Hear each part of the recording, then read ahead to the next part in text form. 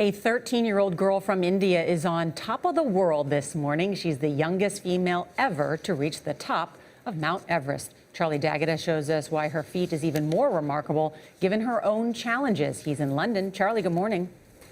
Good morning to you. 13-year-old climbs Mount Everest is a headline in itself, but when we started looking into the story of Malavath Purna, we learned that her long journey to the top began pretty close to the bottom. She looks at home, but she had never taken a step on a mountain before taking on this challenge. And when she hoisted the Indian flag at the peak of Mount Everest Saturday, that's her on the left, Malavath Purna made history. She said she wanted to prove that anyone from her background could do anything. You could call Malavath a slumdog mountaineer. Like the characters in Slumdog Millionaire, she came from India's impoverished lowest class, known as the Untouchables, because no one wanted to go near them. She was chosen from a group of disadvantaged children for a government program to inspire young people. They had to take the hard way from the Tibetan side, a 52-day trek that included some of the steepest climbs on the mountain and some of the most perilous.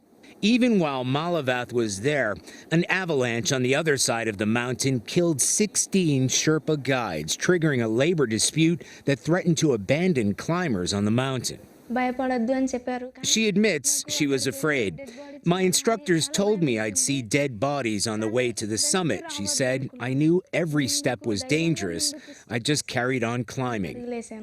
Grayson Schaefer, senior staff writer at Outside Magazine, warns that the trend toward younger climbers can be risky. Each time a person who's 14, 15, 16 years old goes up into the death zone, it's really kind of this on-the-fly science experiment. So we really have no idea what's going to happen.